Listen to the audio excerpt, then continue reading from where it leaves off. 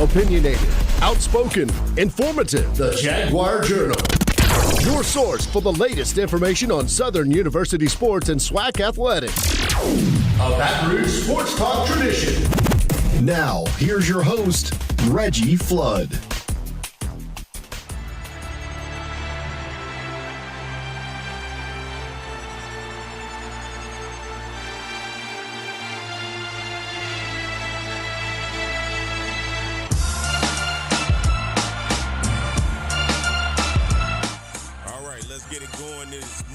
Saturday, the last Saturday of 2023. Tomorrow is New Year's Eve, and we'll be in the new year come Monday, 2024.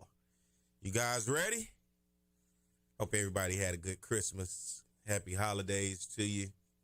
Hope you got everything you wanted and more. And if you didn't, guess what? It's time to start planning for 2024.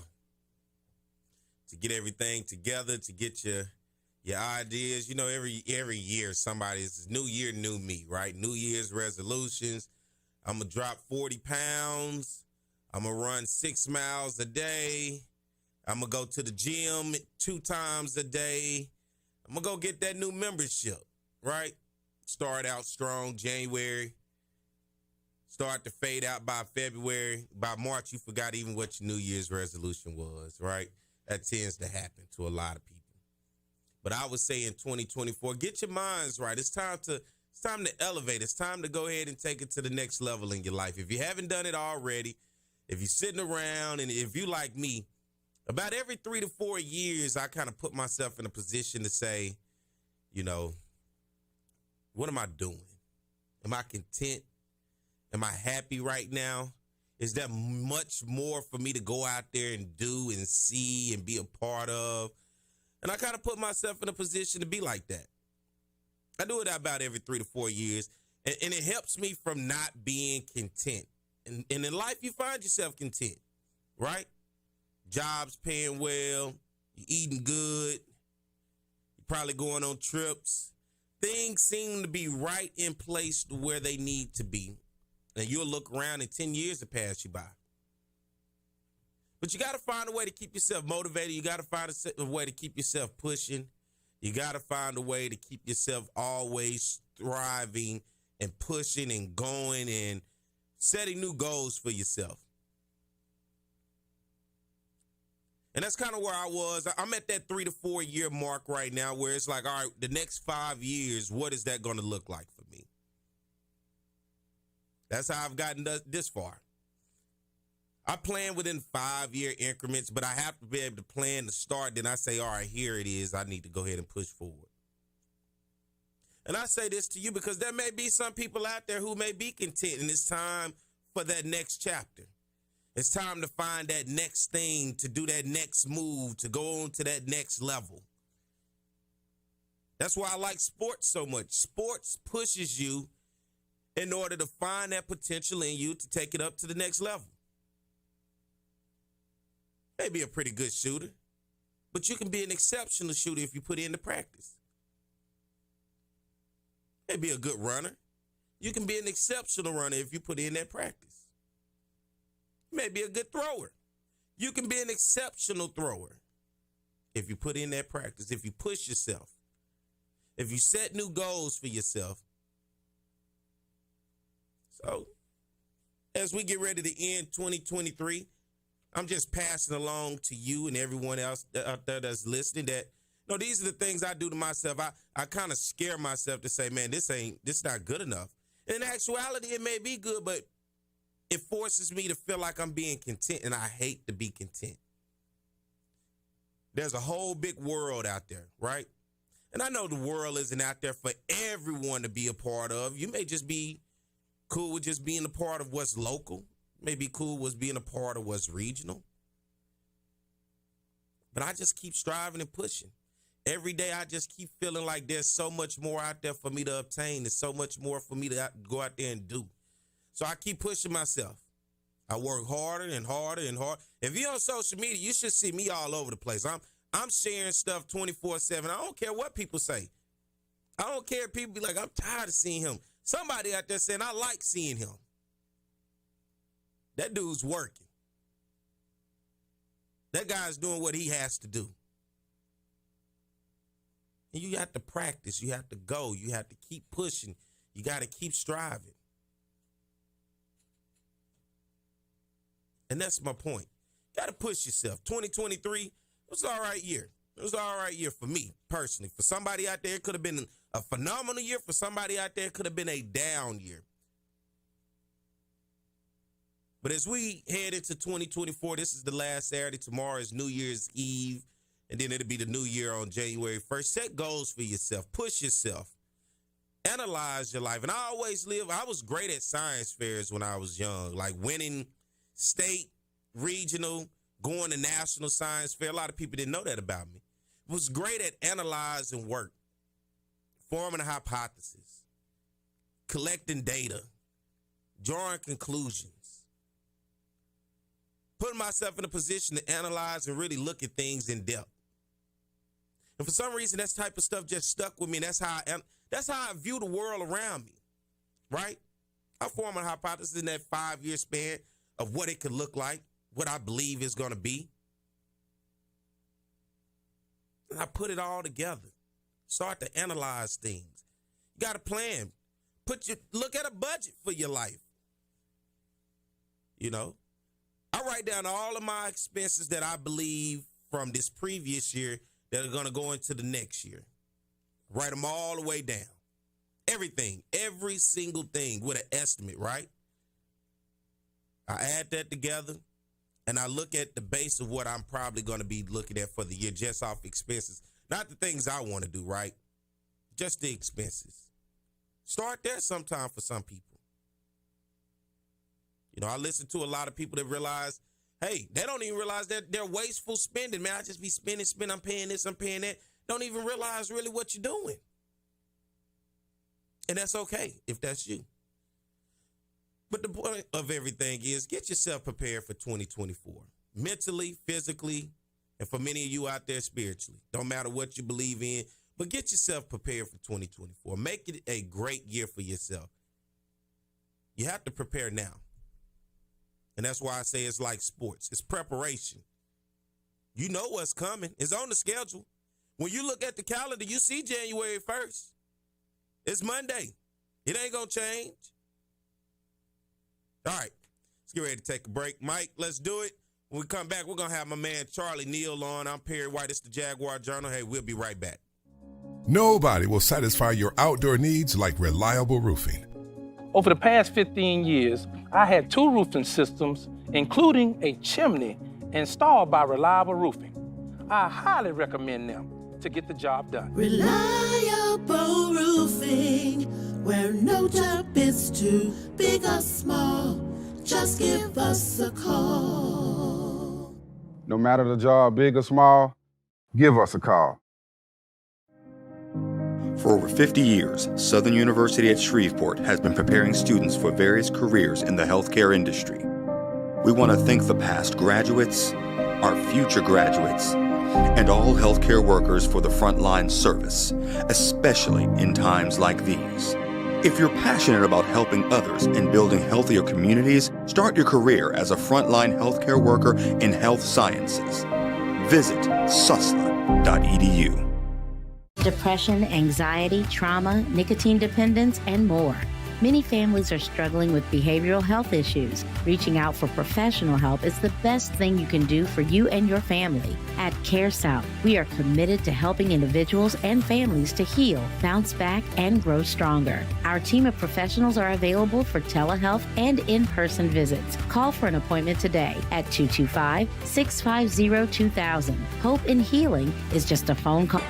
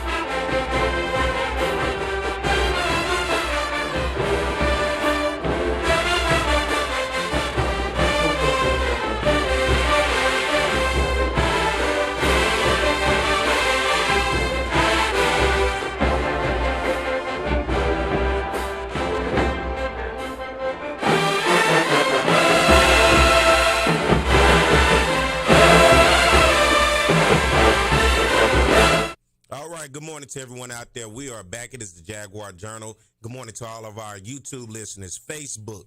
Excuse me.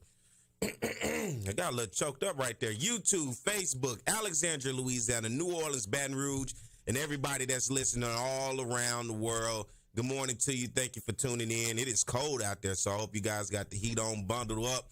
Happy holidays to you, getting ready for the new year. And before we go into the new year, I am honored to have this guest here on the show this morning. I love every time he comes on because he has such a wonderful voice and wonderful personality, and he is a living legend in this broadcast world, and I hope one day I can strive to be in that position that he is in. Good morning and welcome to the Jaguar Journal. My man, Charlie Neal, good morning. Good morning, Perry. How are you? Happy holidays to you. Same to you, man. How you doing? I'm good. I'm safe. I'm healthy. I'm good to go. Hey, that's good to know. Hey, look, how was your holidays? Very peaceful, very quiet. That's the way it should be. Well, I have to first say congratulations to you as the recipient of the Chris Shackle Award you won back in early December, man. Congratulations on that. You went out to Las Vegas and had an opportunity to talk about that award. It was quite an honor to receive that award, and of course that's it's a big deal as far as the National Football Foundation is concerned. It was the 65th annual awards ceremony that they had. This is the second year they've had it in Vegas. They used to have it in New York every year at the Waldorf Astoria, but last year they moved it to Las Vegas, and they're going to have it there for a couple more years. But in addition to that award, there were a number of awards given out. They had the Hall of Fame award. A number of former players received the Hall of Fame award, including Tim Tebow and Brian Westbrook and Reggie Bush, people like that. They went into what they call the College Football Hall of Fame, National Football Foundation Hall of Fame. And, of course, you had former players there like Peyton Manning and Archie Griffin, a two-time Heisman Trophy winner. Plus, they honored the student athletes, college football players who excelled not only on the field but in the classroom as well, including the young man from Javius Richard from North Carolina Central and Dennis from Benedict College. They were also honored there. So, I mean, it was quite a weekend, it wasn't really a whole weekend, but it was a couple of days, and it was just a matter, an opportunity to rub elbows with some great people who made their name in the college ranks as far as football is concerned. And not only that, for me, it was an honor because of all the years that they've been giving out the Chris Shackle Award, I was the first African-American to receive the award. Really? And, so that in itself was an honor for me to receive that award. When you look back at some of the former recipients, people who had won that award in past years, and to be the first African American to win it was quite an honor. And I owe all of that to the fact that over the years that I've been in the business, that the players and coaches and administrators have allowed me to come into their arenas and football fields and stadiums and basketball arenas and tell their stories and bring to light their ability to go forth and make a name for themselves on the gridiron or on the basketball court. 2023, we're still breaking barriers, Charlie. Still breaking barriers, my guy. Yeah. Unfortunately, hopefully I'm not the last. I'm sure I won't be. I hope you're not. You're a true pioneer in the game. You broke ground with BET in the 80s as they went into HBCU sports. And for you, I like to give you roses while I'm able to talk to you. I grew up watching you, right? Never thought it'd be the day that I'd be able to sit on the radio to be able to interview you, have conversations with you, because as a child, you dream. And I never dreamed of even being in this area of where I am now in media. Never thought in a million years media would be for me.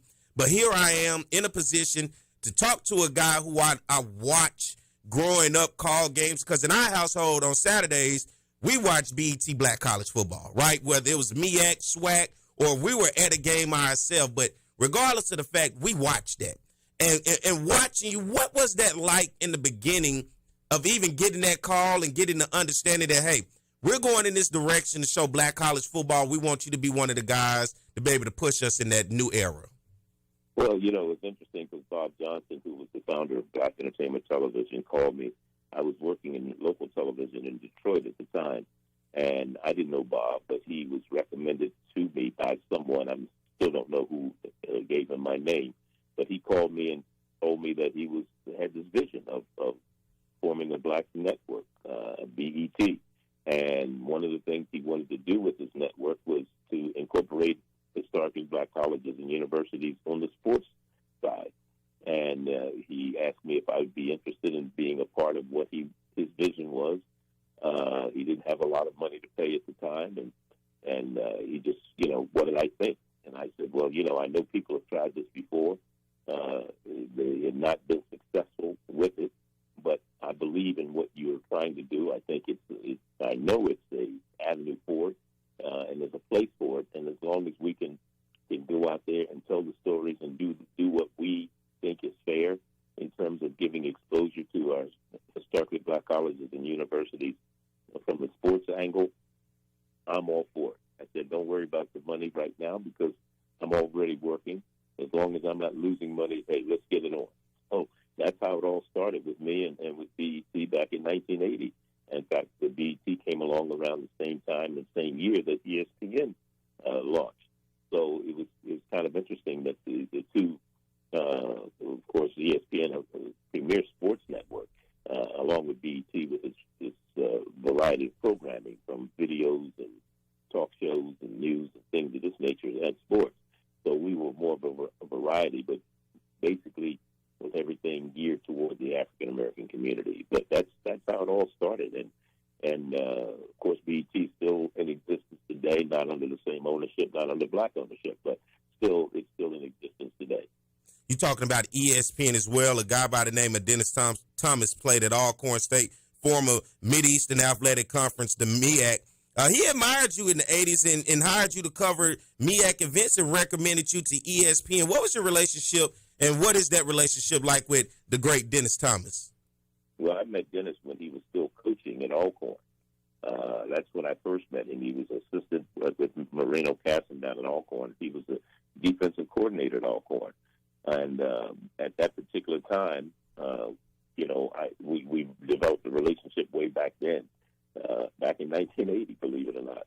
And he went on to become head football coach at South Carolina State. He stayed there a couple of years, went on to become athletic director at Hampton University, and then become the commissioner in the Mid-Eastern Athletic Conference. I think he was there for like 19, almost 20 years as the commissioner there. So our relationship goes back about 43 years, Dennis and I. So,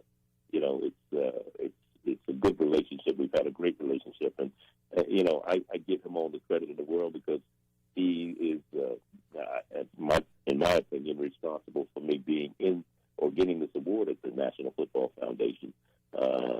He's on that board, and I'm sure he has a lot to say about some of the things that happen there and some of the direction that they take. So, our relationship has been a good one over the years, and working with him, both, covering him as a coach, as an assistant coach, as head coach, and then as an athletic director and then commissioner, it was always a pleasure. And to this day, we still remain friends. And I got to ask you, of course, he was the guy that sat on your side. You guys called a lot of games. Pro Football Hall of Fame, Lynn Barney, cornerback at Jackson State. You two were magic in the booth together, man. I grew up definitely seeing you two. What was that like when you went through? Because you also, for a lot of people don't know, you also served as executive producer for sports at BET. So not only were you the announcer, you put together everything in terms of the schedule and who you wanted to be sitting on your side. So what was that like with Lynn Barney and being able to choose and him saying, Charlie, let's do this together? Well, I met Lynn when I was working in local television in Detroit. He was still playing at the time. And after he retired, and that's when BET came along. And when we were looking for someone to be in the booth with me for football, I knew Lynn went to Jackson State and HBCU. And he's just a natural.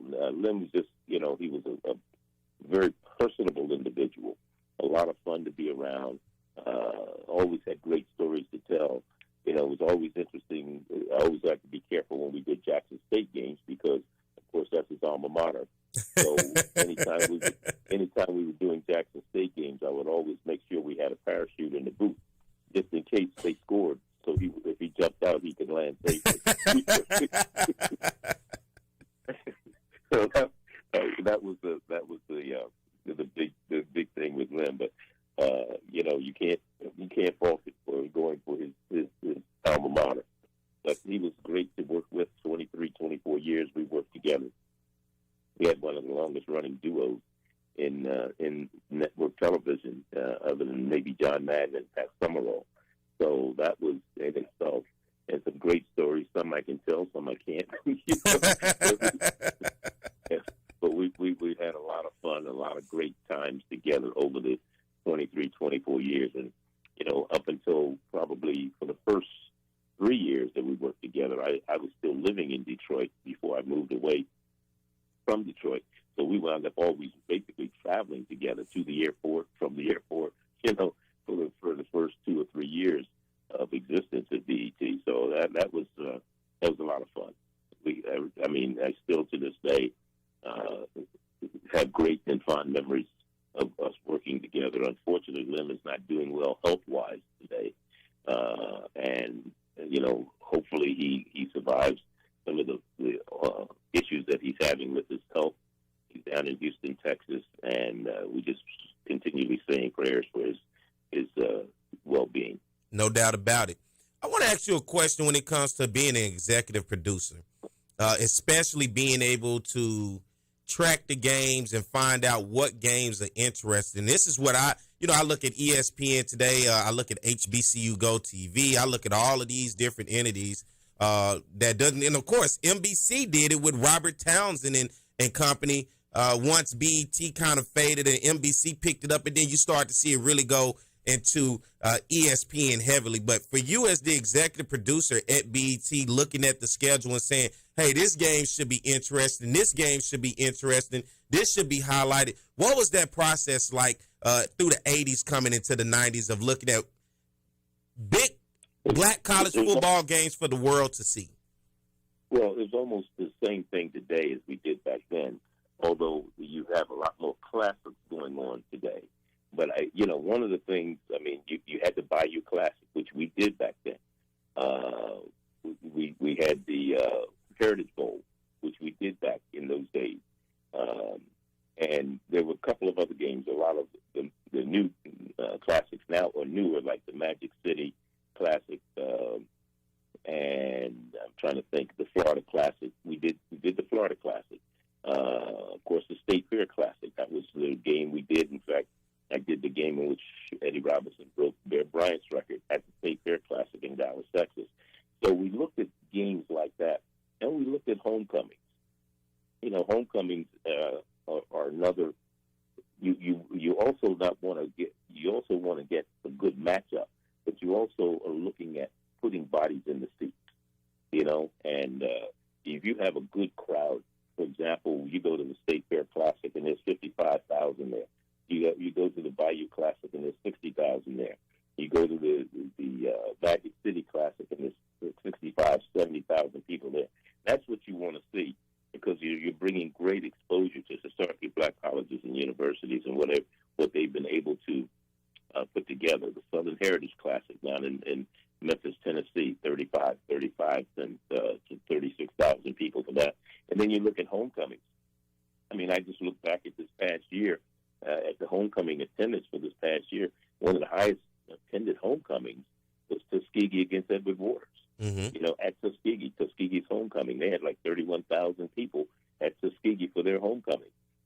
Norfolk State against Morgan had like 24,000 for theirs.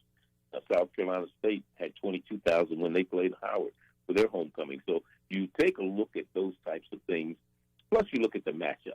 You look at the when Norfolk played Hampton, that's the natural matchup. You know what I'm saying? Mm-hmm. And so when North Carolina Central played North Carolina A&T, natural matchup. And Alcorn Jackson, natural matchup, whether it's a homecoming or not. Some of the games, Southern Grambling, natural matchup. That's always the Bayou Classic, the Florida Classic with Bethune and Florida A&M. And then you have, in your Division two, not only just at that level, but just at the Division two level. I mean, we had the Doug Wilder Classic this year down in Richmond between Virginia Union and Virginia State, standing room only.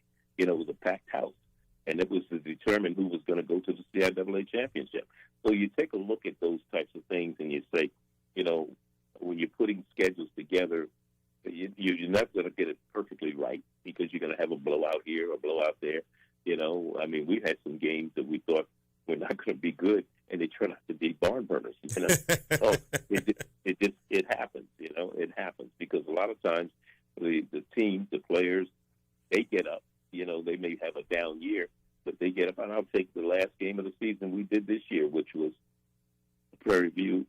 It wasn't the last game. It was next to the last game, I believe. But it was Prairie View, and they were playing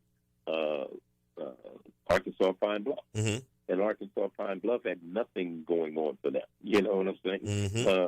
Same thing in the last game of the season. Texas Southern and Alcorn were playing. Not Alcorn, I'm sorry. Texas Southern and Arkansas Pine Bluff were playing. And again, Texas Southern had a big lead at halftime. And Arkansas Pine Bluff came back, and they win it by a point, 35-34. I mean, so you never know. And that's the great thing and the nice thing about HBCUs and black college football. You try to put what you feel to put together a schedule, what you feel is going to be a great matchup, whether it be, like you said, Southern Grambling or Southern Jackson. Those are going to be big games. And just hope that you have a good game. And that's the big thing. You don't want to blow out. I did a game some years ago. It was Central State. I can't remember who they were playing, but they were ahead like 40-something and nothing at halftime. Oh, my God. And you have to be honest. And I started the second half. I think the only people still watching this game are either too lazy to get up and change the channel or you don't have a remote control. I mean, so you're hoping you don't have any of those. And we were fortunate this year. We were lucky with most of the games that we had. We didn't really have any real blowouts.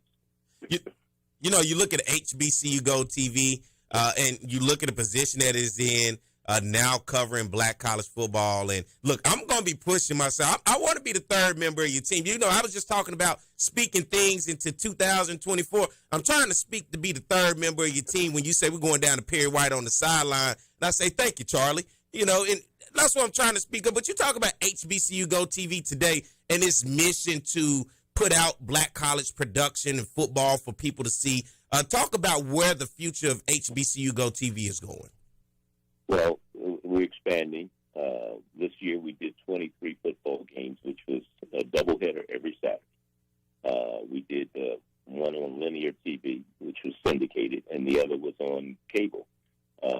And we did, that was a doubleheader every Saturday. Started Labor Day weekend and went all the way through the end of the season. In basketball, we have 2 games every Saturday right now. In terms of the women and men, they play those doubleheaders on Saturday. The women play first and then the men. We're doing 32 games this year in basketball. We have spring sports coming where we'll be covering some softball, some baseball, and tennis. So those are the types of things where the expansion is coming. As far as basketball, next year we're looking to expand our schedule. Last year, in our first year, we did do 61 games. We did do weekday games and some games on Mondays and some games on Wednesday because, of course, the SWAC and the MEAC play Saturday, Monday games during the season, during conference play. Mm-hmm. And so we were looking to we cut out the weekday games this year in basketball, but we're doing the games every Saturday.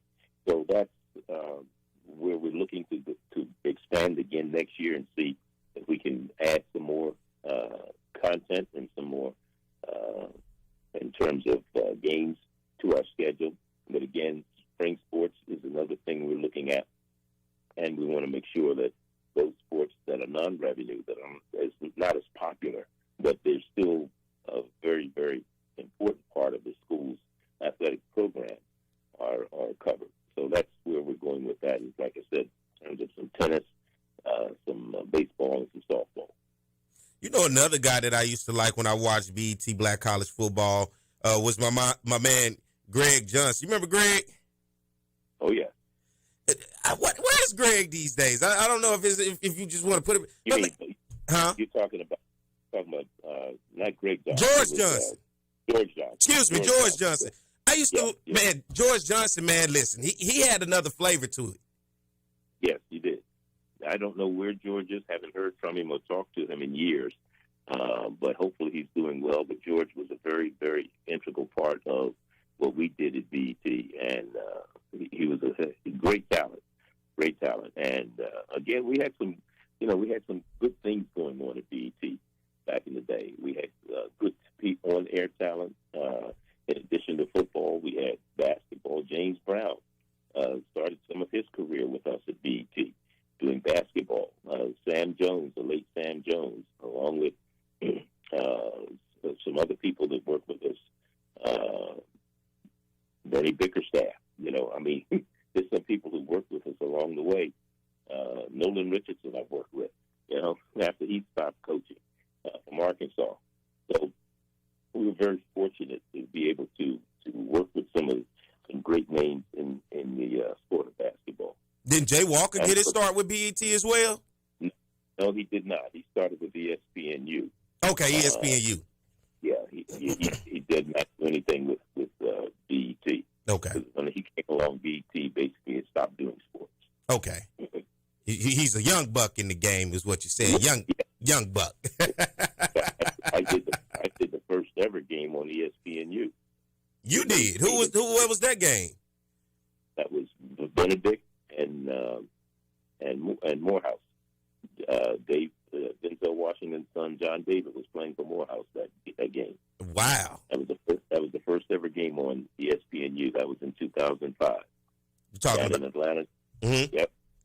You a pioneer, man. Look, and that's why I enjoy talking to you. Now, I want to talk to you about, let's get into sports, right? The world of sports that's around us, because this is why they honor you. This is why they chose you. This is why you've been around longer than I've been alive doing sports and calling games, right? Let's talk about in the SWAC, and let's start there. These coaching changes that we've seen. Alcorn State, Fred McNair has since moved out of the way, and now you have Cedric Thomas. Coach Eric Dooley at Southern University. Southern moved on from him, now hiring an assistant that was on the staff and bringing him in as the head man, Terrence Graves. You look at Coach Clarence McKinney down at Texas Southern. Texas Southern still don't know who they want to be their head, because they don't know if they want Charlie Neal, Perry White, Fred McNair, Andre John. They don't know who they want down at Texas Southern. And now, Go ahead. And then I say, and now the possibility that you're hearing, even with Willie Simmons at Florida A&M, saying that there's a possibility that Duke is offering him a position to be the running backs coach, and that, he's weighing his options to maybe leave Florida A&M. You just look at the landscape around the SWAC, man, and these coaching changes. What's your thoughts? Well, first of all, 4 SWAC coaching changes already, all in the Western Division, believe it or not. There's only 6 teams in the Western Division, so 4 of them had coaching changes. I have mixed emotions about some of the changes. First of all, the Southern change, I don't know. I still haven't gotten a handle on, and you're closer to it than I am, what was going on down there, what the thought process was for them making that change at Southern University, especially with a game left just before the Bayou Classic. Could have at least let the man coach in the Bayou Classic, which Southern went on to win. Then you have a Grambling. Okay, 2 years is not enough time to let people get their people in place to have a winning season. You give a person time. You can see the improvement in the Grambling program from the first year. The coach was there, Hugh Jackson. Over at Alcorn, it was a situation where McNair could have stayed, but they came to an impasse in terms of his contract, which was up at the end of the season, and they couldn't seem to come to an agreement. And then the debacle over at Texas Southern, Clarence McKinney, great guy, and I happened to do the last game that he coached there and had a chance to spend some time with him on the day before the last game on campus, and even talking to his quarterback, Andrew Body, who has since gone in the transfer portal.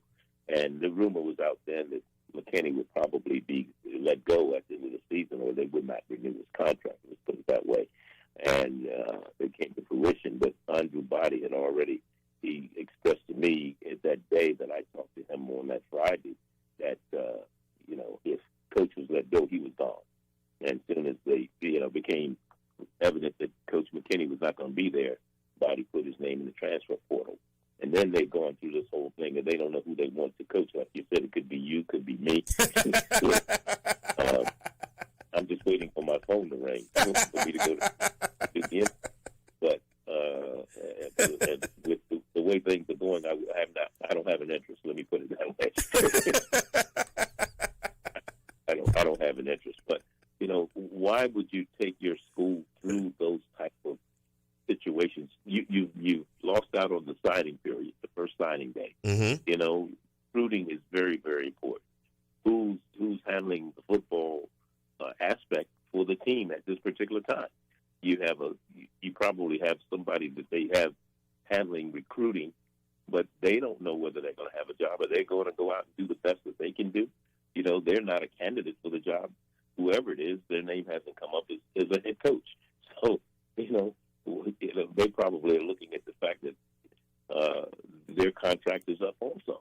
So, again, you just don't do things like that. Yeah, I hate to just say, well, I'm not going to say what I want to say. Say what you want to say.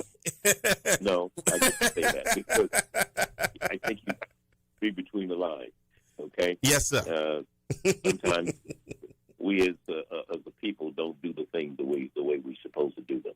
Oh, I read between those lines. I know exactly what you're saying.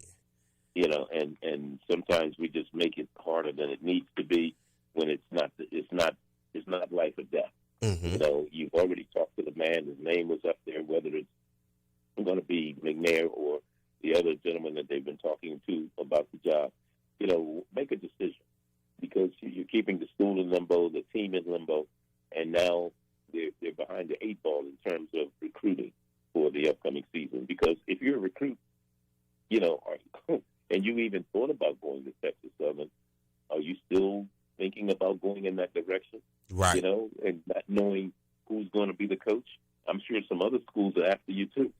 So, unless you just hell bent on staying in Houston or going to Texas Southern for whatever reason, because of family or your friends or on the team or whatever.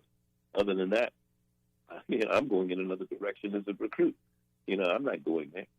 Even if I wind up going to a junior college or going to a Division II program, because the uncertainty of the administration and the board and their ability to make a decision on who they want to coach the team.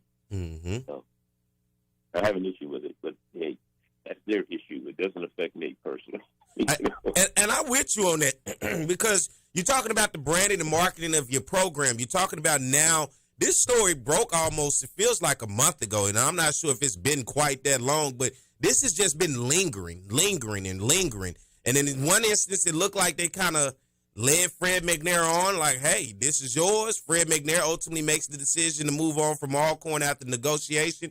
Then you have him basically dangling around, and now you have all these other names. You heard Ed Reed, Andre Johnson, and no telling what other names have all become into the fold, and then you get this opportunity. It's like, well, what are you doing, Texas Southern? I mean, and then you have your star quarterback, Andrew Body, who, is basically dangling along as well, where you have to make a decision so somebody can get in to start talking to that kid to see, hey, what do you want to do before you decide if you want to stay in the transfer portal or not? Yep. Well, that's it.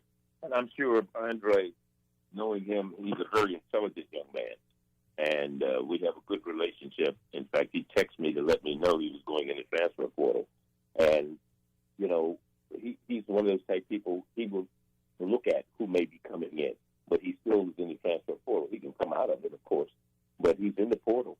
And I'm sure with his ability as an athlete and as a quarterback, there's some teams that are probably, and I haven't talked to them, we'll probably give him a call before the end of the year, today or tomorrow, and just ask him, what kind of feelers he's received so far. But again, the whole team is in limbo.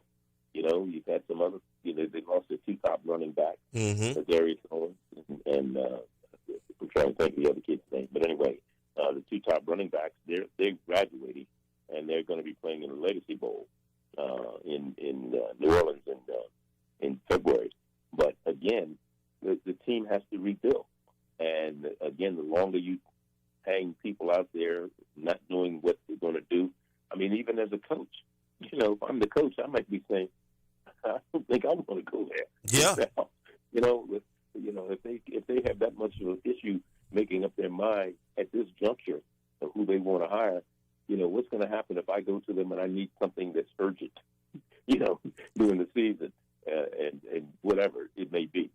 Am I going to have to wait, past the deadline of whatever I need to get what I need to be a successful coach on this team? I have to think about that too.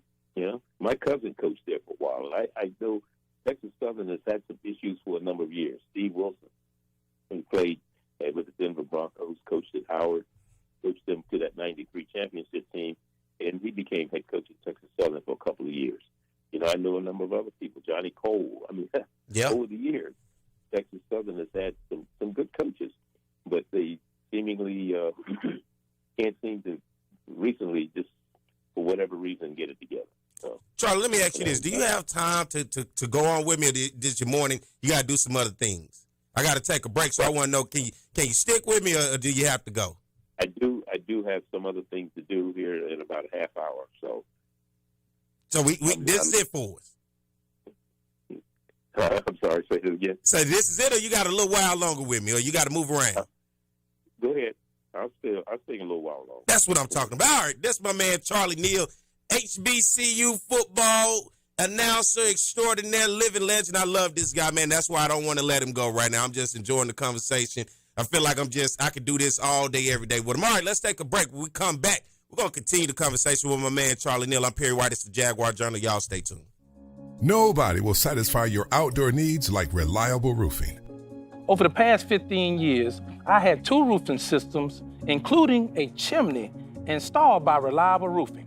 I highly recommend them to get the job done. Reliable Roofing, where no job is too big or small. Just give us a call. No matter the job, big or small, give us a call. For over 50 years, Southern University at Shreveport has been preparing students for various careers in the healthcare industry. We want to thank the past graduates, our future graduates, and all healthcare workers for the frontline service, especially in times like these. If you're passionate about helping others and building healthier communities, start your career as a frontline healthcare worker in health sciences. Visit susla.edu. Depression, anxiety, trauma, nicotine dependence, and more. Many families are struggling with behavioral health issues. Reaching out for professional help is the best thing you can do for you and your family. At CareSouth, we are committed to helping individuals and families to heal, bounce back, and grow stronger. Our team of professionals are available for telehealth and in-person visits. Call for an appointment today at 225-650-2000. Hope in healing is just a phone call.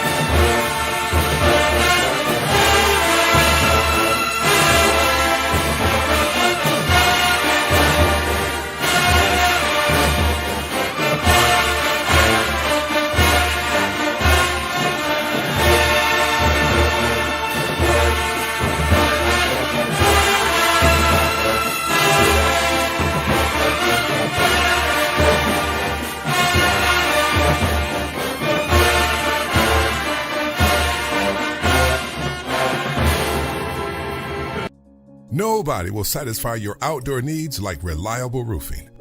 Over the past 15 years, I had 2 roofing systems, including a chimney, installed by Reliable Roofing.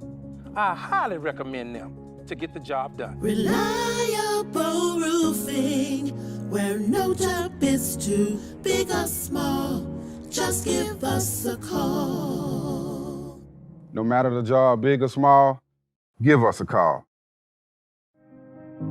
For over 50 years, Southern University at Shreveport has been preparing students for various careers in the healthcare industry. We want to thank the past graduates, our future graduates, and all healthcare workers for the frontline service, especially in times like these. If you're passionate about helping others and building healthier communities, start your career as a frontline healthcare worker in health sciences. Visit susla.edu. Depression, anxiety, trauma, nicotine dependence, and more. Many families are struggling with behavioral health issues. Reaching out for professional help is the best thing you can do for you and your family. At Care South, we are committed to helping individuals and families to heal, bounce back, and grow stronger. Our team of professionals are available for telehealth and in-person visits. Call for an appointment today at 225-650-2000. Hope in Healing is just a phone call.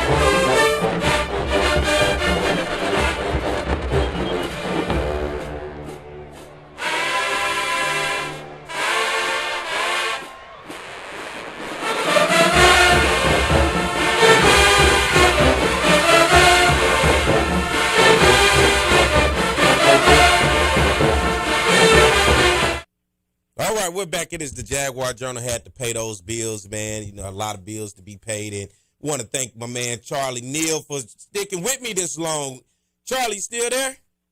Yes, sir. Man, I thank you. I appreciate you. We had to pay some bills. That first hour, we were just rocking and rolling, man. And, you had some insightful thought. You took me down a walk down memory lane. You gave me a history lesson as well as some things that I needed to know, because you got to know where you come from to know where you're going. And to have you as the living legend give me the idea of how this thing started, knowing you was right there to kick this thing off, and you're still in the business. You the OG is what the young folks call you. The OG.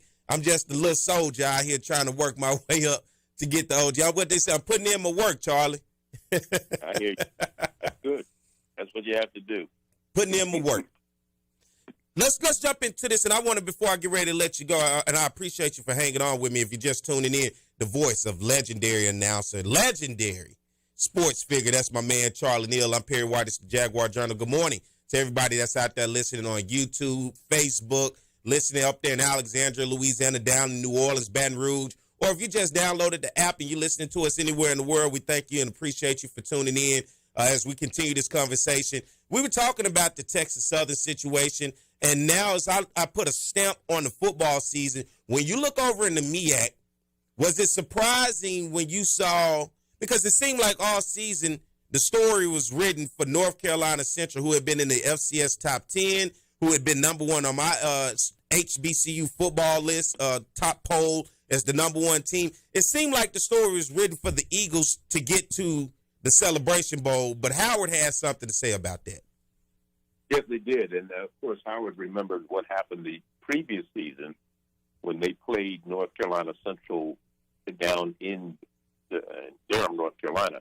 And North Carolina Central put a pretty good whipping on them, put up 50 points on them. So Howard had a chance to repay them when they came to Washington, D.C. toward the end of the season. And Howard put 50 points up on them. In fact, Howard didn't have to put 50 points on them. They scored to go up 48, to put 48 points on the board, but instead of kicking the extra point, they went for the 2-point conversion. That was personal. Yes, it was. And so they put 50 points up, just make sure they had 50 points on North Carolina Central this year. And Howard started slow. I mean, they had a pretty rough start to the season. They lost their they lost their season opener to Eastern Michigan. They beat Morehouse in Washington, D.C. Then they lost the game to Hampton University by a point, 35-34. So going into conference play, Howard University was something like 2-4 going into conference play. And then they came out with a win over Norfolk State. They beat Dell State. They lost by 3 to South Carolina State before beating North Carolina Central 50-20, and then they closed out the season with that win over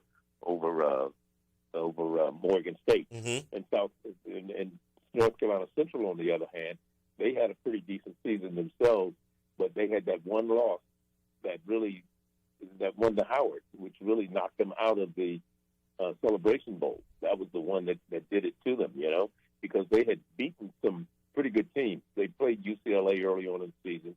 They beat Winston-Salem. They beat A&T. They beat Campbell. They beat Elon. Then they beat Morgan State, South Carolina State, and Norfolk. And then, of course, the Howard game was the one that tripped them up. So both teams came in with identical conference records of 4-1, but head-to-head, Howard University came out on top.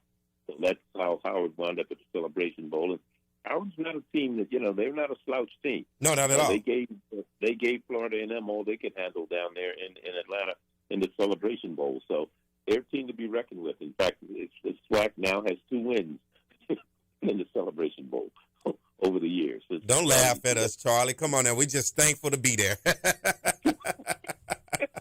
That MEAC football is different, and I tell people the way, and I say it here on the show, in the SWAC, we like the skill position. We rave about our quarterbacks, our wide receivers, our running backs. We rave about that, but in the MEAC, it's different. You don't see the high-level skill position players. You see the trench play.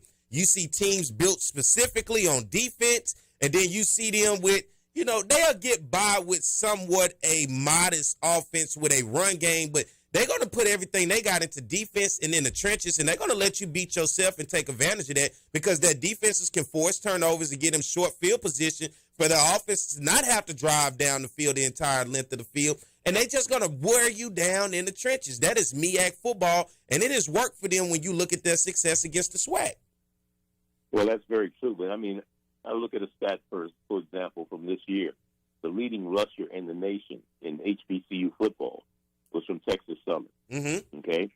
The leading rusher from a MEAC school was from Delaware State, and he only had 732 yards. Mm-hmm. So, I mean, that's an example right there. Again, you look at the leading passer in the SWAC was from Florida A&M. The leading passer in the Mid-Eastern Athletic Conference was Davius Richards from North Carolina Central. Mm-hmm. As compared to what Musa did was 241 yards a game, and Davius Richards had something like 197 yards a game. You're looking at receivers. Keyshawn Johnson from Alabama State led the SWAC in receiving in terms of, he was the top receiver in terms of 82 yards a game. The top receiver in the Mid-Eastern Athletic Conference came from, I don't even think they had one of the top receivers. To be honest with you, they really didn't, because you had Bethune-Cookman, you had Keshawn Hinckley. I mean, no, he was from Bowie State. I'm sorry, Yeah. he was from Bowie State. Then you had Cameron Young from Alabama A&M. You had Reggie Bryant from Jackson State, and John Marie Sharif from Florida A&M. So those again, it kind of goes about what you were saying. One of the other top receivers, as far as the MEAC is concerned, was the kid Devin Smith from North Carolina Central. Mm-hmm. So again, it kind of goes back to what you were saying all along. If you look at the defensive side of the ball, as far as the tackles, you had Grambling, Lewis Smith. You had Black from Jackson State. You had Colton Adams, a linebacker from Alabama State. You had Rico Dozier from Arkansas Pine Bluff. Mm-hmm. All top defensive players as far as the SWAC is concerned. So again, and I think a lot of it has to do with the fact that the MEAC only had, the teams can only play 5 games against conference opponents. Yeah. They because the conference, they're so small in terms of the number of teams that they have to play against. It's an 8-team conference, but only 6 teams play football. You have Maryland Eastern Shore and Coppin State. They do not play football, so they wind up only playing 5 conference games as opposed to the SWAC, where they get a chance to play a whole lot more conference games. Before I get ready to let you get out of here, man, anybody impressed you? New coaches in the league. Alonzo Hampton, Pine Bluff struggled, finally got their first win against a Division I opponent at the end of the season against Texas Southern. 2 wins on the season. You look at Kendrick Wade up there at Mississippi Valley. They struggled this year. They seemed like they had promise. They surprised me with that blowout victory against UAPB for Valley's homecoming. Somebody who I still circle, he's not a new coach, but I was thinking they were going to make a coaching change, but they didn't. But even Connell Maynard at Alabama A&M, kind of surprised me, in which it seems like they're going backwards. But who I was surprised with, who didn't have much offense but could play defense, was Eddie Robertson Jr. over at Alabama State. So for you, when you look around the landscape, anybody impressed you? And I guess biggest surprise for you, let's go there, biggest surprise this year. I don't know if there was any surprise. I mean, I thought Alabama State did a good job. There was a lot of pressure on AJ over at Jackson State because he's following Dion, and and I thought he did a pretty good job of keeping everything together, despite all the players, the new players. He had a lot of new players on his team. Mm-hmm. But I think the person who really I'm looking to really turn a program around, and I'd be surprised if it doesn't happen in the next couple of years, and that's Alonzo Hampton out in Arkansas Pine Bluff, because the guy, he doesn't. You would not know that they were 0 and whatever. or won only 2 games this year. Yeah. Because of his upbeat type of attitude and his his positive messages that he continually sends to his team and his players. You would never know he was down. He always has a smile, and I remember doing that last game when they beat Texas Southern, and we had a close-up shot of him on TV. All T. All 52. You know, very happy man, and so proud of him. Eddie Robinson is a former broadcast partner of mine, and I love what he's doing. A lot of people forget that, you know, Eddie Robinson and Cornell Maynard played against each other in the Heritage Bowl. Yeah. Down in Miami, Florida, back when it started. Eddie was playing for Alabama State and Houston Markham, and Cornell was playing for Bill. Why am I thinking? Can't think of his last name. But anyway, the head coach at A&T at the time. So again, you know, they go back a ways, and to see them come together and coach against each other in the SWAC is amazing. And I think these are programs that continually, and of course we know Willie Simmons, not a surprise that they were able to do at Florida A&M and run the table, losing their opener and then running off 11 straight games, you know, to get into the Celebration Bowl. So that in itself, I thought was amazing feat for Florida A&M, because, you know, when you're that good, you know, everybody's coming after you. That's right. And they're going to bring their A game every single time. Bill Hayes, that's been thinking a while. Bill Hayes was the coach of Cornell Maynard at that particular time. But anyway, you know, again, it's going to be a very interesting season. I look forward to the 2024 season. You've got 4 new coaches coming into the Western Division of this. You know, you got Prairie View maintains its coach in the West. Who else is in the West? It stays. You got Mississippi Valley. Well, you got Texas Southern. Are they in the West? Yeah. Yeah, Texas Southern's in the West. Yeah. Alcorn, Grambling, UAPB, Southern, and Prairie View. Right. So Southern has a new coach. Grambling has a new coach. Texas Southern will have a new coach, and Grambling will have a new coach. And Alcorn as well with Cedric Thomas, formerly at UAPB. Right, Alcorn. Yeah. So UAPB, they're going to stay in touch, you know, with Lonzo Hampton. I like his personality. I like his attitude. I like his enthusiasm, and you know, he get those young men to play and stay focused the way I think he will. They're going to be a team to reckon with in the next couple of years. FAMU's, you know, they lose some people, but knowing Willie Simmons, he's got 2 people sitting in the wings just waiting to step in there, and he, you know, he's not losing everybody. Grambling's losing some people. They're losing a linebacker, and they're losing a defensive end, Sandiata Anderson. Everybody's going to lose somebody this year, you know. And again, this transfer portal makes it so inviting for the young people. You know, coaches today, you have to be careful.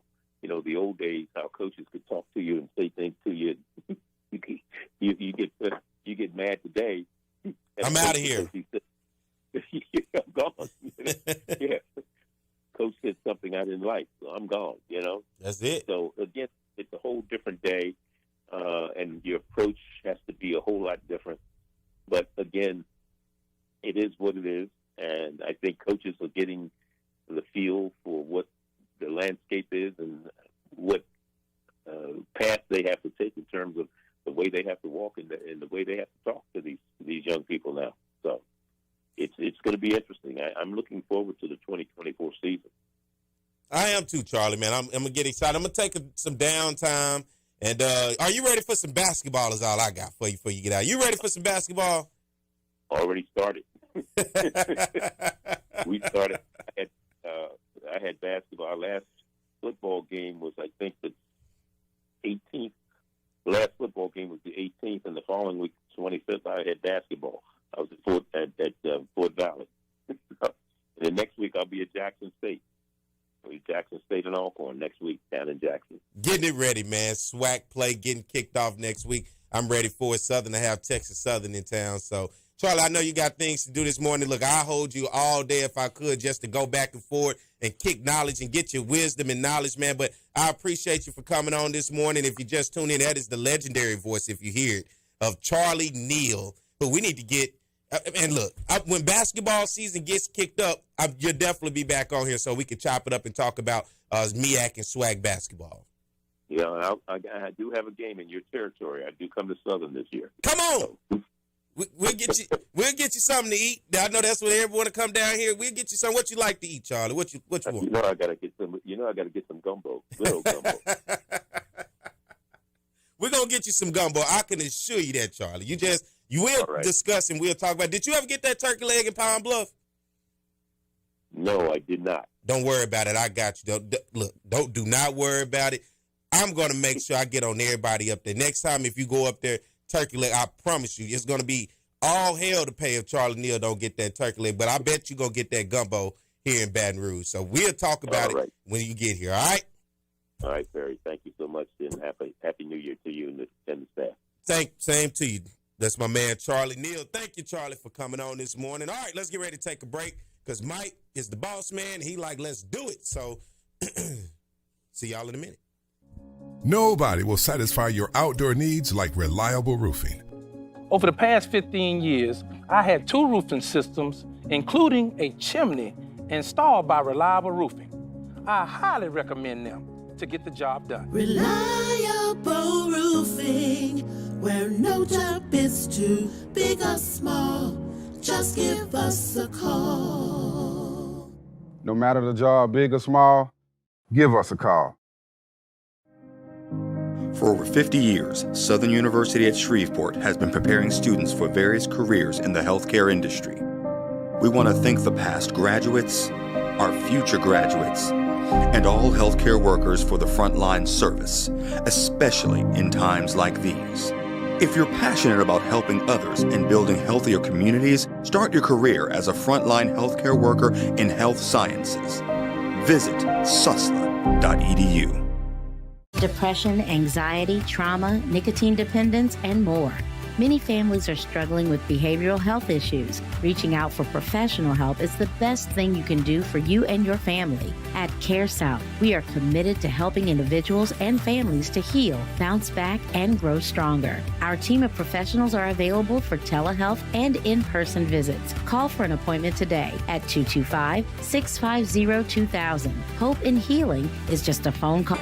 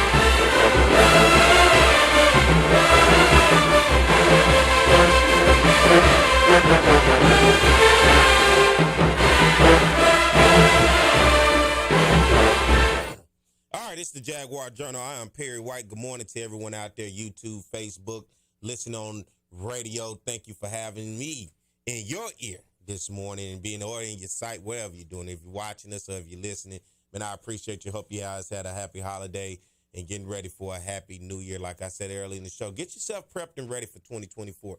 Don't let the year come as a surprise for you. Be prepped and ready. Get yourself together and properly plan. Elevate your life. Take it to the next level.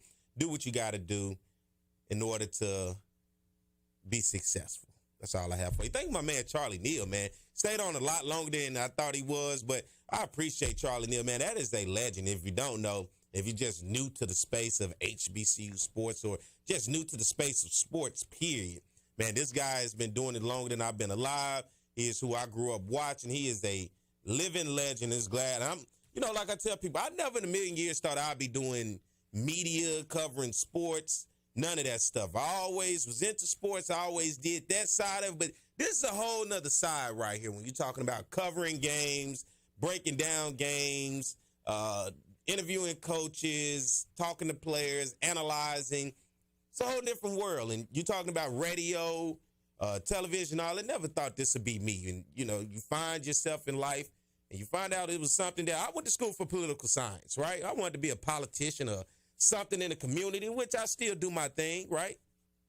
But I didn't think this was going to be in it. So now I'm happy to be in it. It's something that I love. And even looking at officiating football, I do that as well. It's just, you never know what your journey's going to be in life. And that's my whole point. So you always got to be ready and look out for your blessings because you never know what direction you're going to be pushed in and what's going to be called upon you. And here I am doing the Jaguar Journal. We're headed to a new year. It's the last Saturday of the year. I've lost track of how many years actually I've been doing the Jaguar Journal. I want to say maybe 5-6 years. Flood first brought me in and said, hey, Perry, I just want to bring you in and let's do an interview with you. Then he did it again. Hey, let's bring you in and do another interview. Didn't realize he was slowly but surely trying to get me comfortable with it. I'll never forget my first time having to do the 2-hour show by myself. Mike, I was terrified. What the hell to talk about for 2 hours? You hear that silence? It was a lot of that show. I was just nervous. But now, look at me. I'm rocking and rolling. 225-499-1073 is the number. Good morning to everyone. Hey, interesting news up at Grambling. We're talking about Mickey Joseph being named the head coach up there at Grambling. Now you have 2 former Southern coaches that are now on that staff. Seems Eric Dooley's going to take over the offense as the offensive coordinator on the defensive side. You remember this guy, Jason Rollins, right? Who was the interim coach once Dawson Otis went on to Norfolk State. And before they hired Eric Dooley, Jason Rollins was here as the interim head coach. Jason Rollins now will serve as the defensive coordinator at Grambling. It seems Eric Dooley's going to serve as the offensive coordinator at Grambling, all under Mickey Joseph. I'm interested to see how that turns out and what that's going to look like. On the other side, I'm still waiting to get confirmation in word of Willie Simmons at Florida A&M. I'm a huge fan of Willie Simmons, and I know that is Southern's rival. And, when you get above all that, just talking about it as a man to man, conversationalist to conversationalist, just that part of it. Take that sports part out for a second, right? I know we put that in that so much that we do to where we hold, but Willie Simmons, just as a guy, is phenomenal. I've had opportunities to interview him multiple times. I have heard what he had to say. I like his philosophy when it comes to building programs, what success looks like for him. And now that opportunity for him is knocking at the door of him possibly leaving Florida A&M after just winning the SWAC. Think about it. In 3 years, Florida A&M has only lost 2 conference games. In 3 years since joining the conference. 3 years. 2 SWAC losses. Both came to the same team, Jackson State, Coach Deion Sanders when he was there. Now he goes on to go undefeated in the conference this year. He goes on to win the Celebration Bowl, brings a Celebration Bowl win back to the conference, and now opportunity's knocking at the door for him, possibly going to Duke as the running back coach. And hey, I don't blame him. I know I love this HBCU stuff. Trust me, I do. Look, love it to death. I get up Saturday mornings. Do you realize, it's easy to just click and listen. You realize how hard it is for a young brother to get up on a Saturday morning to come on here at 7 a.m. to be talking about this stuff. You don't. You got to be mentally prepped and ready. Mike can tell you what it's like when I walk in this thing.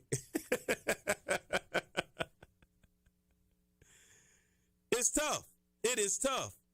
But, you know, I like Willie Simmons, and I like HBCU sports. So, but if I get the opportunity and somebody say, you know, Perry, I know you've been doing the Jaguar Journal. We want to see you come up to CBS Sports. Hey, I love you, Southern. I love you, SWAC. I love all y'all. I love you, Mike. CJ, I love y'all. Reggie. But I'm taking my talents to CBS Sports. I'm just letting y'all know. So don't get surprised, but I'm just telling you, that's just the nature of the beast. At some point in life, you want to elevate. I know my life is not dedicated to this. My life is dedicated to success. And if I can get success where I can for the future of my family, I will. And if I can go from being the coach at Florida A&M making what? As the head coach with all the headaches that come with it, let's just say knocking at the door $400,000, and you want me to go into a running back room to coach 6 guys to talk about the A-hole and the B-hole and make $500,000, what you think I'm going to do? I don't care what you say. I know what you're going to do. You're going to take less stress, more money, because you got to look at the idea now you can move up and do other things. You never know what the way opportunity comes knocking at the door, what success look like, with the things that you got to do in order to elevate your life. And that's been my whole story on this show today. I started it off talking about elevating your life. Don't be content. Take your life to the next level. When opportunity presents itself, be ready. Have yourself in a position to be able to do that. It's easy to get content, but I always tell people this, and I think the reality of it is when we look at this conference is we scream and yell about championships all the time. Every school does. We want to win SWAC championships. Does not matter the sport. Everybody wants to win SWAC championships, right? In every sport outside of football, you actually have an opportunity, whether you believe it or not, to compete for a national championship. But the thing is, once we win championships, what do we do as a community, as alums, as supporters, in order to elevate the program? You win a championship and then you come back the next year and it's just like everything's the same, right? This is why we often lose opportunities with coaches to come here, or when they have opportunities, they may dip. Because we got to be able to put ourselves in position to be able to elevate these programs. We like to talk. We love to do that. But what about putting our money where our mouth is, right? We'll go on social media all day and say what we like and dislike. What about putting our money where our mouth is? What about us collectively? Look, you just take $1, that's a start from everybody. Everybody don't have to come in with $10,000 with thousands of dollars. Oh, saying and better than nan. I don't know if you ever heard that. And better than nan. But you got to be able to elevate these programs. If Willie Simmons wins the SWAC championship and wins the Celebration Bowl, you better believe every alum, every supporter better be pooling their money together to figure out what the program is going to look like next year. Then what can we do to help you, coach? We got to be able to throw some money at them to be able to keep them. We got to be able to put some money into these facilities. We got to be able to do whatever we can, because that is the whole objective, to win championships. And if we're going to win those, we got to come back next year with something better than what we didn't have last year. And damn sure, if we don't have it now, hey, you better present it to the coach like, coach, just bear with us. It's on the way. All right, let's get ready to take a break. We'll come back, keep the conversation going. Stay tuned. More to Jaguar Journal. Nobody will satisfy your outdoor needs like reliable roofing. Over the past 15 years, I had 2 roofing systems, including a chimney, installed by Reliable Roofing. I highly recommend them to get the job done. Reliable Roofing, where no job is too big or small. Just give us a call. No matter the job, big or small, give us a call. For over 50 years, Southern University at Shreveport has been preparing students for various careers in the healthcare industry. We want to thank the past graduates, our future graduates, and all healthcare workers for the frontline service, especially in times like these. If you're passionate about helping others and building healthier communities, start your career as a frontline healthcare worker in health sciences. Visit susla.edu. depression, anxiety, trauma, nicotine dependence, and more. Many families are struggling with behavioral health issues. Reaching out for professional help is the best thing you can do for you and your family. At CareSouth, we are committed to helping individuals and families to heal, bounce back, and grow stronger. Our team of professionals are available for telehealth and in-person visits. Call for an appointment today at 225-650-2000. Hope in healing is just a phone call.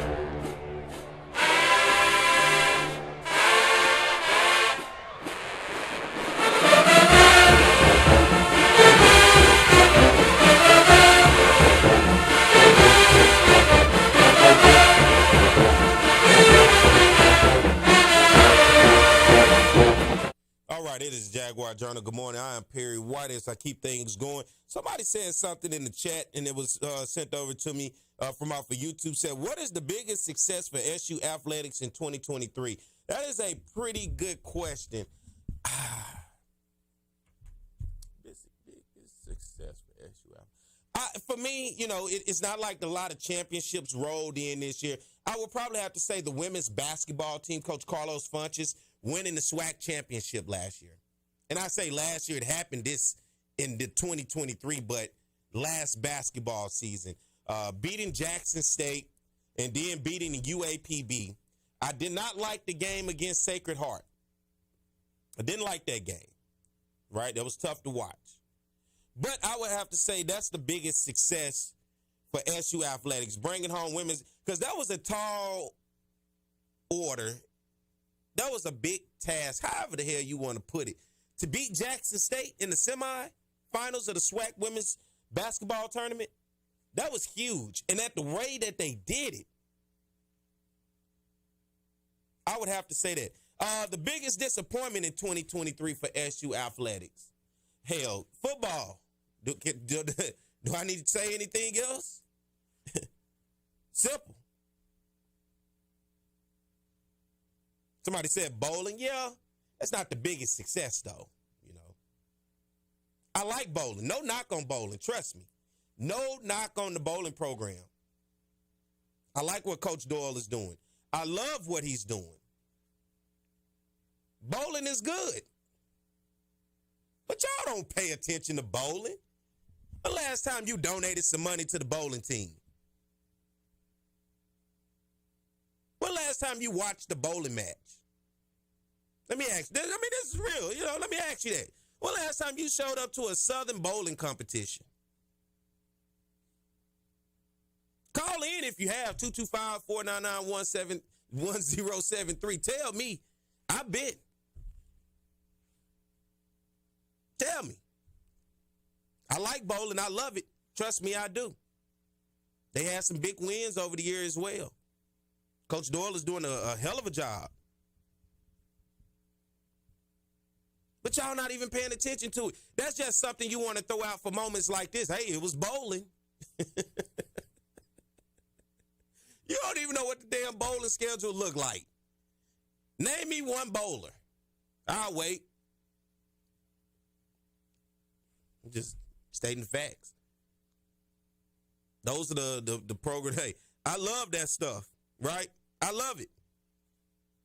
But I have to say, for me, the big success, Southern University women's basketball winning SWAC championship. It was the way they had to do it. That Pine Bluff team was tough. That Jackson State team was even tougher. That was a tough road. Biggest disappointment, no doubt about it, football. That loss at Alabama State still doesn't sit well with me. That loss at home against Jackson State still does not sit well with me. To start the season 0-2 was a disappointment. To know that we went through the same, and I'm not going to beat this dead horse. Come on, y'all know what we did. It was the same thing from the previous year. It was the quarterback position. It was a coach. It was the quarterback position. It was a coach. It was like the never-ending cycle of the same thing. That was disappointing to think that we could have moved on and maybe learned from that, but then it came back around, and it was the same thing again.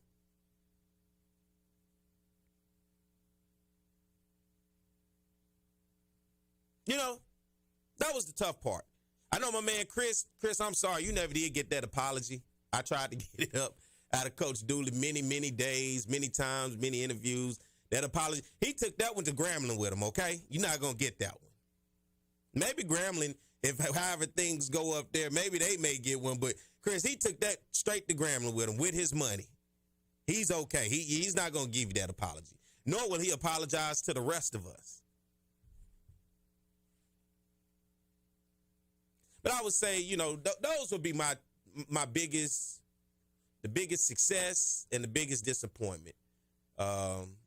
Football was just really disheartening, you know, and it's been like that for a couple of years now. It's really disheartening because we have so much high expectations. We have all of these things, but that's why once again, as I say, it is the last Saturday of 2023. I hope 2023 was prosperous. I know it's not for everybody. This was a down year for somebody. This was a down year for somebody out there. This was not the year they like, you know, I got to bounce back harder than ever next year. And that's me. I'm working as hard as I possibly can to make sure 2024 is going to be successful. I share stuff all over the internet. Hey, I make you tired of me, right? I don't care. I'm working here. I'm trying. I'm pushing. Let's go to the phone lines right quick. Mike, who we got on the phone line? Good morning. Welcome to the Jaguar Journal. They hung up on us? Oh, well, maybe they had the wrong number. They thought we were one of those other stations. You know, they call in sometime asking, can I put in a song request? Now, you got the wrong station, man. This is 107.3. We don't do all that. But I want to make sure that you guys go into the new year and push yourself. Success is what we're talking about. If 2023 was a disappointing year for you, if you didn't feel like it was enough, if you feel like there's something on the table, push yourself. Take yourself to the next level. As I started the show, I said, you know, about every 5 years, I put myself in a position to scare myself to say, man, you can't be content. You got to go to the next level. You got to continue to go to the next level. There's so much more out there for you to obtain and so much more to touch and push. That's Chris. It's like rubbing a genie, the little thing in the genie pop out. Good morning, Chris. What's going on, Perry? How you doing? Good morning. Happy holidays to you. Same to you, man. How's those things up in Pine Bluff? I don't know. I ain't been to Pine Bluff. You know, you didn't go home for Christmas? No, man. I've had enough of Pine Bluff my whole life. And my mom doesn't even live in Pine Bluff anymore. My mom lives in Little Rock. So, you know, when I go to Pine Bluff, it's just stopping through, seeing folks. But what you learn where you're from, it's the same thing, different day. And, you know, for me, hey, I'm cool where I'm at, Chris. Yeah. Well, the question I got for you this morning is Henry Miller going to Grambling to complete the New Orleans connection? Because, you know, that's what the talk is, you know, because I'm up that way. And they thrilled to death to have Dooley back as OC. I'm just going to go and tell you, I mean, they are like kids at Christmas. The G-men thrilled to death to have Dooley back, especially as the OC. So between him and Mickey, they're going to try to put New Orleans on lock, and I'm trying to see if Henry Miller is going to make the leap to go up there. I'm real curious to see if that happens. Do you believe in that staff? Do you believe in that whole Grambling, even with the Jason Rollins, the Eric Dooley, all of that? Do you believe in that? I'm telling you right now, they thrilled to death up there about it. They feel as though they putting together the staff that won championships with Devontae Kincaid and Favre. I'm telling you, that's the flavor and the lay of the land up there. They are thrilled to death to have Coach Dooley back up there at Grambling. Let me ask you this real quick. Are you more, I know you say they, do you believe more in this Southern, well, I can't say. We don't even know who the hell on the coaching staff yet, so never mind. Well, I'll save that for next week or something. Yeah. Well, I do know this, Perry. I do know this. I know Terrence. And I know Terrence going to do just what he said he's going to do. Terrence is going to do and uncover and turn over every rock available to him to make us champions just like we were back in the 90s. Now, I do know that about Terrence. Terrence is going to do whatever he has to do, seek whatever avenue he has to take in order to make the Jaguars champions. I got that much confidence in it.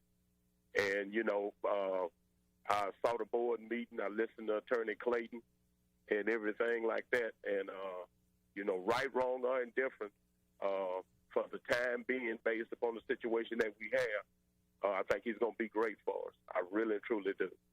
I really and truly do.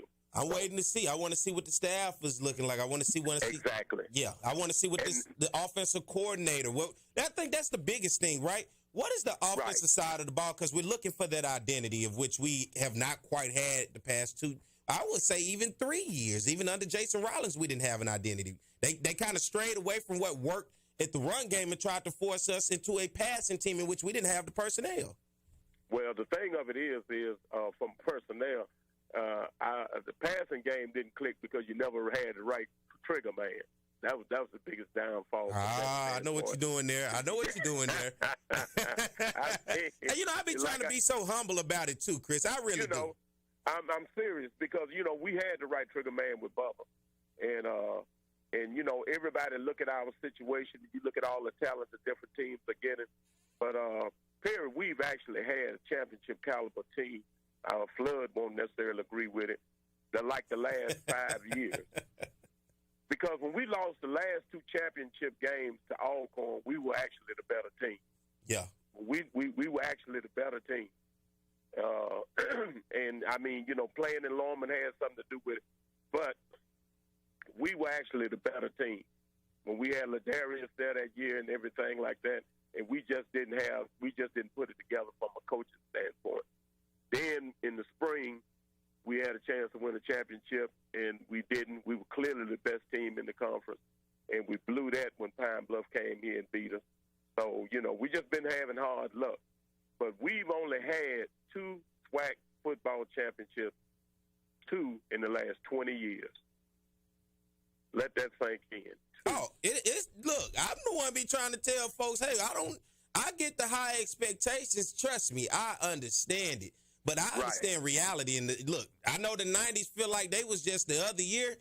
That was a long time ago. Long time ago. And that is the thing that has most Jaguar fans so frustrated. When you look at the turnout that we had for Jackson State this year, in spite of what had transpired the year before, it just goes to show you the passion and how bad we want a winner.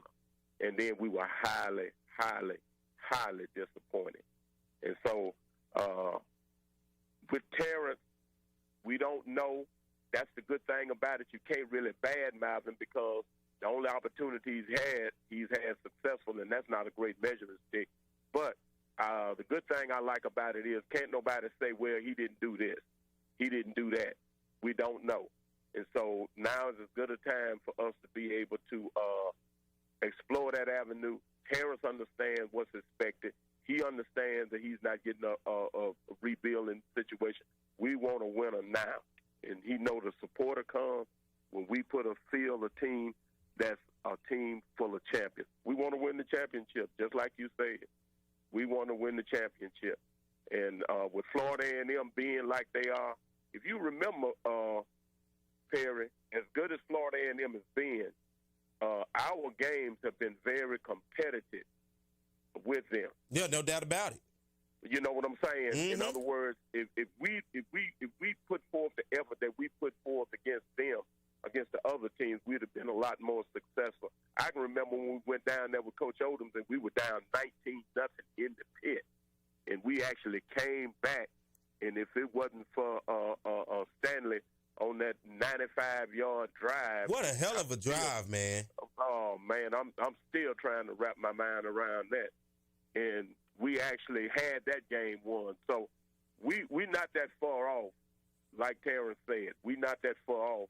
And so by him making that admission that we're not that far off, then he understands what the expectations are.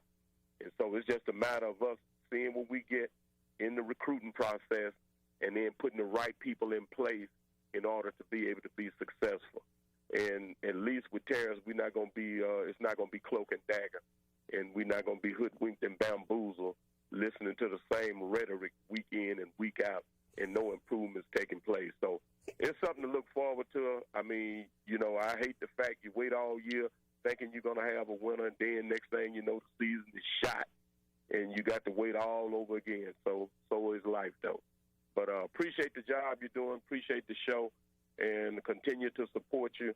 And hopefully everything will be better in the new year. Thank you, Chris. Happy New Year to you. Same to you, buddy.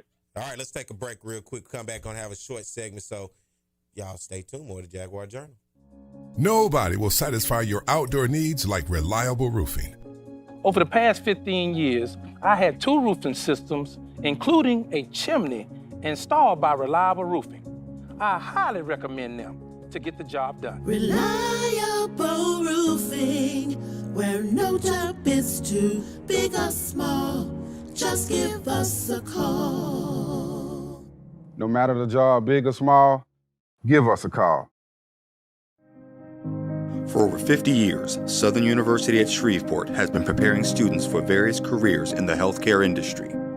We want to thank the past graduates, our future graduates, and all healthcare workers for the frontline service, especially in times like these. If you're passionate about helping others and building healthier communities, start your career as a frontline healthcare worker in health sciences. Visit susla.edu. Depression, anxiety, trauma, nicotine dependence, and more.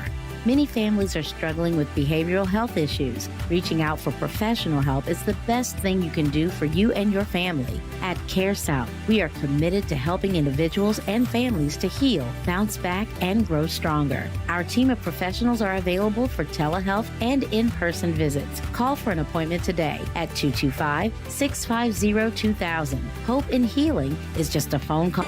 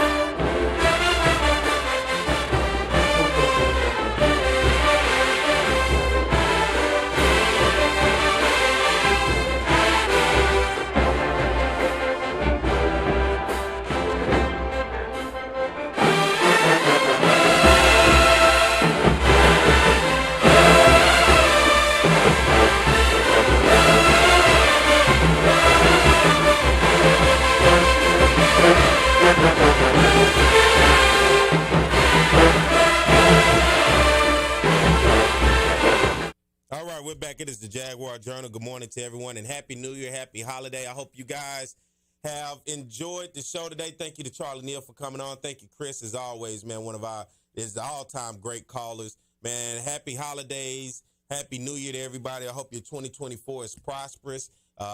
Plan.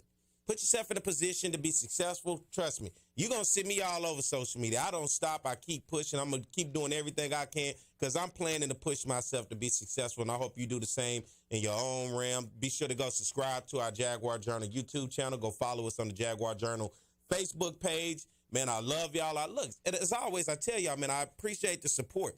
We get up in the morning, me and Mike, Mike, thank you for everything you do as well, man. We couldn't do this without you as he makes sure all the technical stuff goes well. Hell, I don't know technical stuff. I promise. I need to read a technical stuff book for dummies. You know, that's the only way I can get it done. But definitely appreciate Mike and everything he does, man. I hope y'all do as well because he what makes it possible. He's the sound guy. He's the camera guy. He's everything that you need and want. And, man, for that, I love him because without him, we would not be able to have this success. Thank you to CJ Gidry, man. I just hope you all had a great year, and I hope it's even better as we get ready to go in 2024. And I love the support that you guys give, and that's the main thing, man. I appreciate that. Y'all don't realize it. I hope I don't come across as any type of way, but, man, I really do love the support. I get to meet people all the time. They say, man, I listen to you or I watch you, man. I like what you do.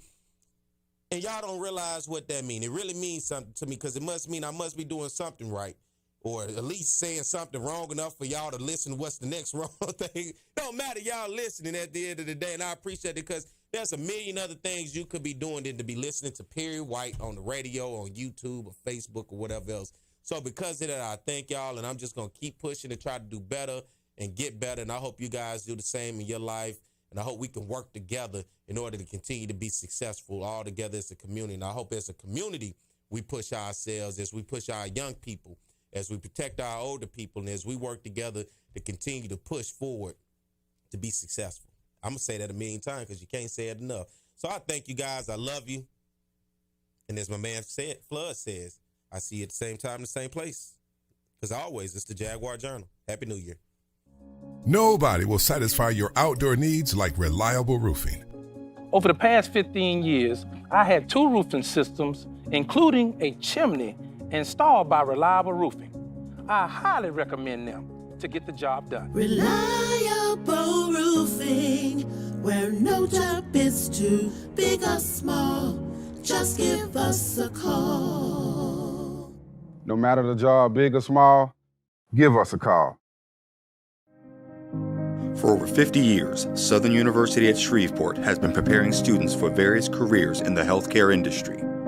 We want to thank the past graduates, our future graduates, and all healthcare workers for the frontline service, especially in times like these.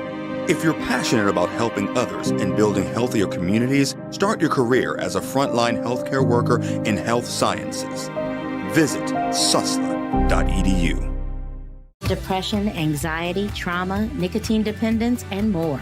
Many families are struggling with behavioral health issues. Reaching out for professional help is the best thing you can do for you and your family. At Care South, we are committed to helping individuals and families to heal, bounce back, and grow stronger. Our team of professionals are available for telehealth and in-person visits. Call for an appointment today at 225-650-2000. Hope in healing is just a phone call.